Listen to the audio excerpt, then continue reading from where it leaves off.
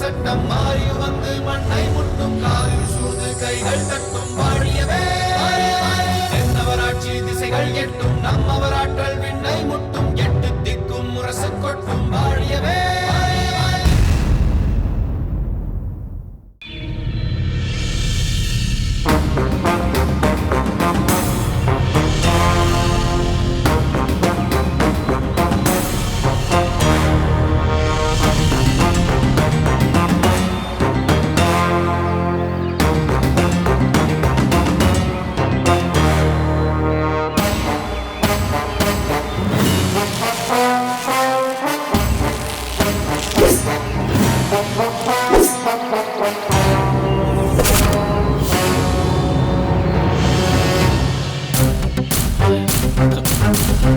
பலே மகனே பலே, இந்த வீரத்தின் விளைநிலம் வீரபாகுவின் வாரிசு என்பதை நிரூபித்து விட்டாய். உன்னை நான் பாராட்டுகிறேன். நன்றி தந்தையே. அடுத்து எந்த வட்டத்தில் அடிக்க வேண்டும்? இரண்டாவது வட்டம்.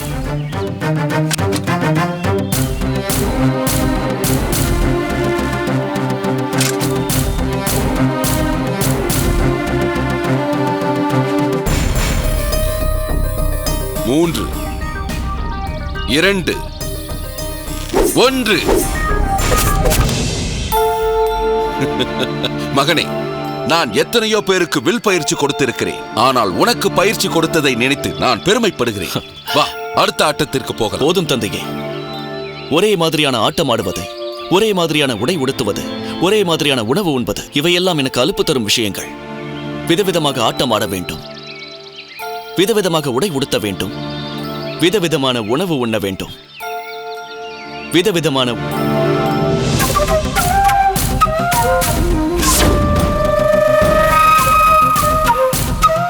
தந்தையே.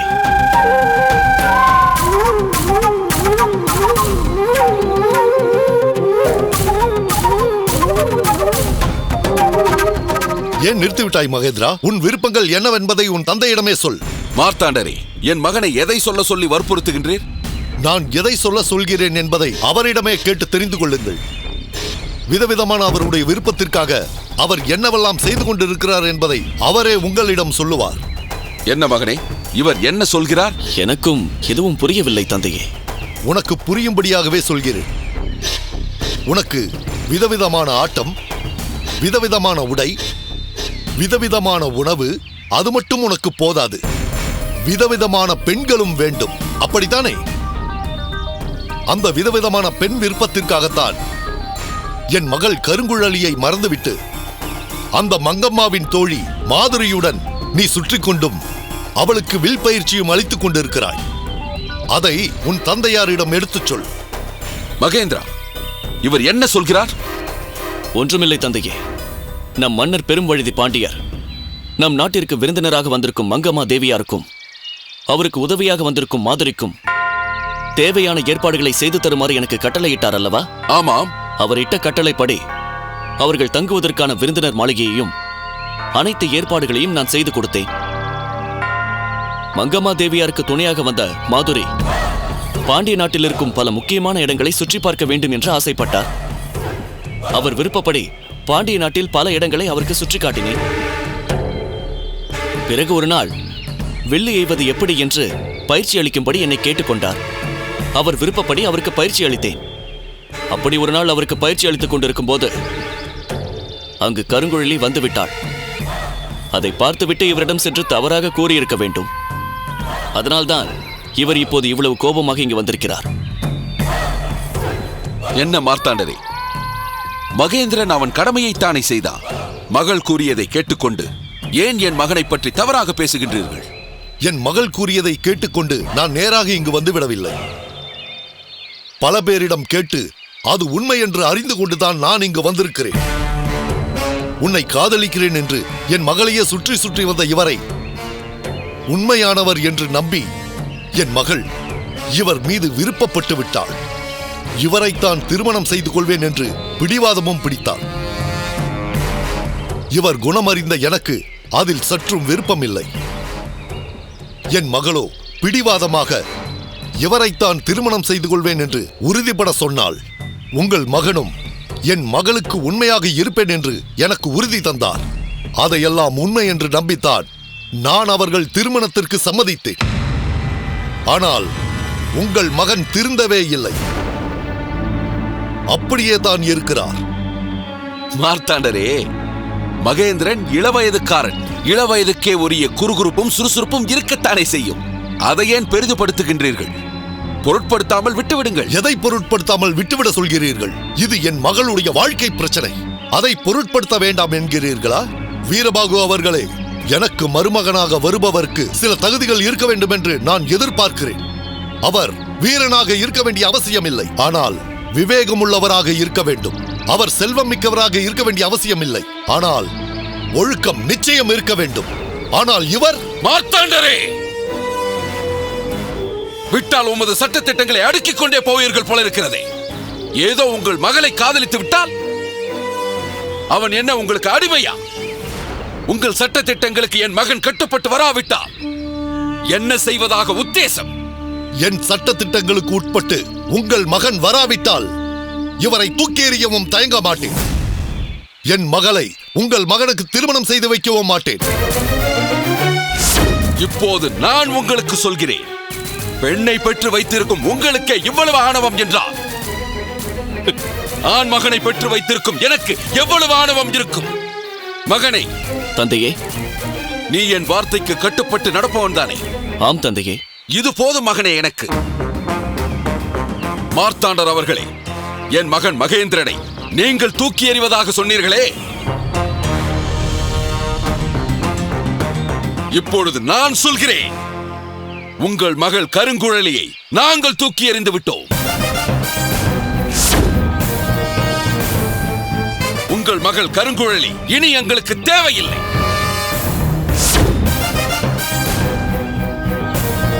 உங்கள் சட்டத்திட்டங்களுக்கு யார் ஒத்து வருகிறார்களோ அவர்களுக்கு உங்கள் மகளை தாராளமாக திருமணம் செய்து வையுங்கள். என் மகனுக்கு அவள் வேண்டாம். மகனே மகேந்திரா, தந்தையே, இவர் மகள் கருங்குழலியின் காதலை நீ தூக்கி எறிந்து விடுகிறாயா? தூக்கி எறிந்து விட்டேன் தந்தையே. இனி அவள் உனக்கு தேவையே இல்லையே. தேவையே இல்லை. அண்ணா, உன் மனதில் என்னதான் நினைத்துக் கொண்டிருக்கிறாய்? வேண்டுமென்றால் ஒரு பெண்ணை காதலிப்பீர்கள், அவள் வேண்டாம் என்றால் கறிவேப்பிலையை போல் தூக்கி எறிந்து விடுவீர்களா? இல்லை கலைவாணி, தந்தை கூறியதால் தான். தந்தை சொன்னால் அதை அப்படியே கேட்டுக்கொள்ள வேண்டுமா? உனக்கென்று சுய புத்தி இல்லையா? என்னதான் நடக்கிறது இங்கே? என்னவோ இவரிடம் உங்கள் மகள் கருங்குழலியை நான் தூக்கி எறிந்து விட்டேன் என்று சவால் விட்டுக் கொண்டிருக்கிறீர்கள். உங்களுக்கும் ஒரு மகள் இருக்கிறாள், அதை நினைவில் வைத்துக் கொள்ளுங்கள். வீரபாகு அவர்களே, உங்கள் செயல்களால் என் மகள் கருங்குழலிக்கு ஏதாவது நேர்ந்தால் என்ன, உமக்குத்தான் வாளை உருவத் தெரியுமா? எனக்கு உருவத் தெரியாதா? வாருங்கள். நிறுத்துங்கள். இது என்ன போர்க்களமா? அவர் என்ன எதிரி நாட்டவரா? மார்த்தாண்டரே, சற்று அமைதியாக இருங்கள். தங்கள் மகள் கருங்குழலியின் வாழ்விற்கு நான் பொறுப்பேற்றுக் கொள்கிறேன். தாங்கள் அமைதியாக செல்லுங்கள்.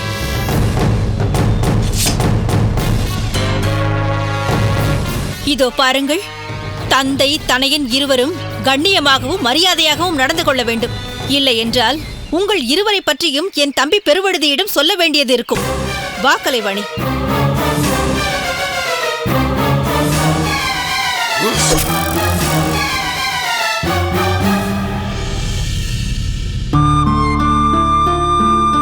பயங்கெழு மாமழை பெய்யாது மாறி கயங்களி முழியும் கோடை ஆயினும்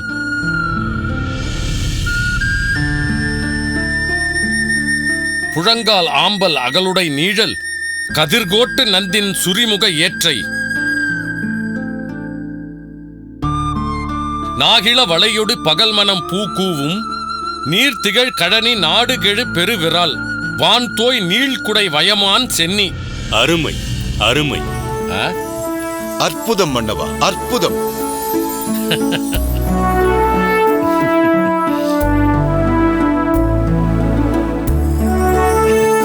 வாருங்கள் புலவர் பெருமானே, வாருங்கள்.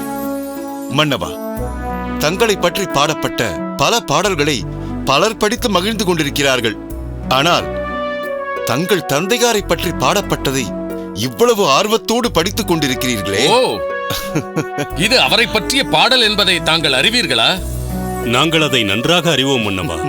இந்த பாடல் தங்கள் தந்தையார் உருவப்பக்ரேர் இளஞ்சேட் சென்னியை பெருங்குன்றூர் கிழார் பாடியது. அவர் எத்தகைய சிறப்புக்குரியவர் தெரியுமா? சேரமான் குடக்கோ இளஞ்சேரல் இரும்புரையை 10 பாடியதற்காக அந்த மன்னரால் 30,000 கானம் பொன் பரிசாக பெற்றவர். இப்படி சேர மன்னரையே பாடிய ஒரு புலவர் சோழ மன்னரான என் தந்தையை வியந்து பாடியுள்ளார். ஆனால் இந்த சேர மன்னனோ சோழ மன்னரின் மருமகனையே கொண்டு போய் சிறைப்படுத்தி இருக்கிறார். காலமாற்றம் எப்படி இருக்கிறது பாருங்கள். அதனால்தானே மன்னவா, சேர மன்னரின் அவைப்புலவராக கருதப்படும் கபிலர் சோழ மன்னருக்காக அவரது மருமகனை மீட்க வழிவகுத்து தந்திருக்கிறார். உண்மை உண்மை. அதனால்தானே இப்பொழுது நான் மீண்டும் பழைய உற்சாகத்தை பெற்றிருக்கிறேன். புலவர் பெருமானே, நீங்கள் இருவருமே இணைந்து இந்த நேரத்தில் இங்கு வந்திருப்பதற்கு ஏதேனும் காரணம் உண்டா? தங்களைக் கண்டு உரையாடுவதே எங்களுக்கு ஒரு சிறந்த இலக்கிய அனுபவம் அல்லவா? இருந்தாலும் இப்போது நாங்கள் ஒரு முக்கியமான விஷயத்தை பேசுவதற்காக வந்தோம். அப்படி சொல்லுங்கள். நீங்கள் இருவருமே இணைந்து வந்த பொழுதே ஏதோ இருக்க வேண்டும் என்று நினைத்தேன். சொல்லுங்கள். மன்னவா, ஒவ்வொரு நகருக்கென்றும் சில சிறப்புகள் உண்டு. அவற்றோடு இணைந்த மன்னர்களின் பெருமையும் உண்டு. குறிப்பாக பூம்புகாரின் சிறப்போ தமிழகம் எங்கும் பரவியிருக்கிறது. காவிரி கடலோடு சங்கமமாகும் துறைமுகம் பூம்புகாரை தவிர வேறெங்கும் கிடையாது. காமக்கோட்டம் முதலான எண்ணற்ற கோட்டங்கள் இங்குதான் உள்ளது. இளஞ்சி மன்றம் முதலான வியக்கத்தக்க மன்றங்கள் இங்குதான் இருக்கின்றது.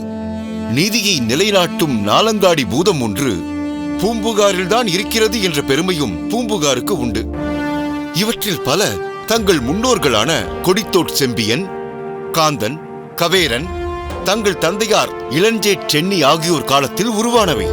தாங்களும் வடதிசை போரின் போது கொண்டு வந்த அற்புத பொருட்கள் பல உண்டு.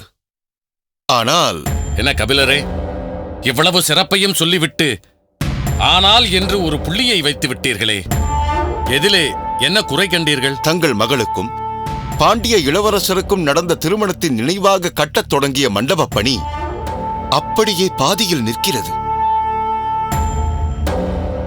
அதில் தாங்கள் வடிக்கத் தொடங்கிய 108 நடன முத்திரைகள் முழுமை பெறாமல் நின்றிருக்கிறதே. அவை முழுமை பெற்றால்தானே தங்களுக்கு அது பெருமை தரும். காரியாரே, அது ஏன் அப்படி பாதியில் நிற்கிறது என்பது தங்களுக்கு தெரியும் அல்லவா? தாங்கள் அந்த நிலைமையை கபிலருக்கு தெரிவித்திருக்கலாமே. காரியார் நடந்த அனைத்தையும் எனக்கு தெரிவித்தார் மன்னவா. இன்று நானாகத்தான் அவரிடம் ஏதோ திருமண நினைவாக மண்டபம் என்றார்களே, அது எங்கே இருக்கிறது என்று கேட்டேன். அப்போதே அவர் இப்போது எதற்கு அதை போய் பார்க்க வேண்டும் என்று தவிர்க்க முயன்றார். அதனாலேயே அதை பார்த்தே தீர வேண்டும் என்ற ஆர்வம் எனக்குள் ஏற்பட்டது. வற்புறுத்தி அவரை அழைத்து சென்று பார்த்தேன். அதனால்தான் நிலைமை என்னவென்று தெரிந்தது. கபிலரே, உங்கள் ஆதங்கம் எனக்கு புரிகிறது. என் மனதில் நான் கட்ட நினைத்த அற்புதமான ஒரு சிற்ப மண்டபம் அருமையாக உருவாகி வருவதைக் கண்டு நானும் மிகவும் மகிழ்ந்தேன். ஆனால் சிலைக்கு முத்திரை பதிப்பதற்காக வந்த ஒரு பெண் என் மகனுடைய மனதில் இடம்பெற்று விட்டதால் பல பிரச்சனைகள் உருவாகிவிட்டன. என்ன காரணத்திற்காகவோ அவள் இங்கிருந்து சென்று விட்டாள். எங்கிருக்கிறாள், எங்கு சென்றாள் என்றே தெரியவில்லை. இந்த நிலையில் நான் அந்த மணிமண்டபத்தை புதுப்பிக்கும் பணியை தொடங்கினால் அது கிள்ளிவளவனை வேதனைப்படுத்துவதாக மாறிவிடும். அதை நீங்கள் அப்படியே விட்டுவிட்டால் அதை பார்க்கும் மக்கள் அனைவருக்குமே அது வேதனையை ஏற்படுத்துவதாக அமைந்து விடாதா? கபிலரே, இப்போது நாம் இதை பற்றி பேச வேண்டாம். இதனால் மன்னருக்கு சங்கடம் ஏற்படும் என்றால் அதை பற்றி தாங்கள் வற்புறுத்துவது அவ்வளவு நல்லதல்ல. வாருங்கள் போகலாம். காரியாரே, ஏன் இப்படி பேசுகிறீர்கள்? கபிலர் பெருமான் நம் குடும்பத்தில் ஒருவர் அல்லவா? அவர் தன் கண்முன்னே ஒரு குறையை காணும் பொழுது அதை சுட்டிக்காட்டி திருத்த முயல்பவர் அல்லவா? வையாவி கோப்பெரும் பேகன் தன் மனைவியை விலக்கி வைத்து வாழ்ந்தபோது மிகுந்த துணிவுடன் அவனை தேடிச் சென்று இஃது யாம் இறந்த பரிசில் அஃது இருளின் இனமணி நெடுந்தேர் ஏறி இன்னாது உறைவி அரும்படர் கலைமே என்று பாடினாரே. நீ எனக்கு பரிசு தர விரும்பினால் உன் தேரில் ஏறி சென்று மனைவியோடு சேர்ந்து வாழ்வாயாக என்று சொன்னவராயிற்றே. அவர் முழுமை பெறாத ஒரு மணிமண்டபத்தை கண்டு மனம் நொந்து அதை பற்றி பேசுவதை நான் எப்படி குறையாக நினைப்பேன்? அதிலும் இப்பொழுது அவர் நமக்காக எவ்வளவு அரிய செயல் செய்திருக்கிறார். அவரை நாம் சங்கடப்படுத்தலாமா? கபிலர் பெருமானே, சொல்ல வந்ததை சொல்லுங்கள். இதில் இவ்வளவு பிரச்சனை இருக்கிறது என்பதை காரியார் என்னிடம் சொல்லிவிட்டார். இருந்தாலும் முழுமை பெறாத ஒரு கட்டிடத்தை காணும் வருங்கால சந்ததிகள், கரிகாலர் சரித்திர புகழ்பெற்ற மாமன்னராயிற்றே, அவரே இப்படி அற்புதமான மணிமண்டபத்தை கட்டத் தொடங்கி பாதியில் விட்டிருக்கிறாரே என்று பேச மாட்டார்களா? மணிமண்டபம் முழுமை பெற்றால் கிள்ளிவளவன் வருந்தக்கூடும் என்பதற்கு பதில் தன் காதல் சின்னமாக அது உருவாகி இருக்கிறது என்று மன நிறைவடையவும் வாய்ப்பிருக்கிறதல்லவா? அது ஒரு அற்புத வரலாற்று சின்னமாக இடம்பெற வேண்டிய அற்புத படைப்பு. அது மூலியாக நின்றுவிட்டால் காலம் உங்களை காரணம் இல்லாமல் நிந்திக்கும். உண்மைதான் கபிலரே, உண்மைதான். தங்கள் கருத்து பொருத்தமானதுதான். எந்த சூழ்நிலையில் இந்த மணிமண்டபம் பாதியில் நின்றுவிட்டது என்பது எதிர்கால சந்ததியினருக்கு தெரிய வாய்ப்பில்லை. அதை எழுதி வைத்து சொல்வதற்கும் தகுதியில்லாத விஷயம். அதனால் மீண்டும் அதை புதுப்பிக்கும் முயற்சியில் ஈடுபடுகிறேன். எனக்கு சங்கடத்தை ஏற்படுத்த கூடும் என்று தெரிந்தும் தன் கருத்தை கூறுவதில் உறுதியாக இருக்கும் தங்களை எப்படி பாராட்டுவதென்றே தெரியவில்லை. நிச்சயம் இதை பற்றி நான் யோசிக்கிறேன். மிக்க நன்றி மண்டவா. கேள்விக்குறியோடு வந்தோம். நீங்கள் அளித்த பதிலால் மன நிறைவோடு செல்கிறோம். வருகிறோம். வருகிறோம் மன்னவா.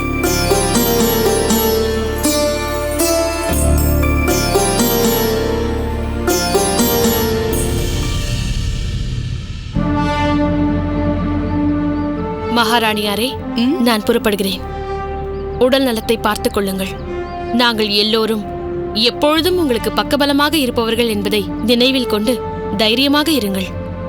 எதற்காகவும் உங்கள் மனதை தளர விடாதீர்கள். நல்லதே நடக்கும். நன்றி மங்கம்மா தேவியாரே.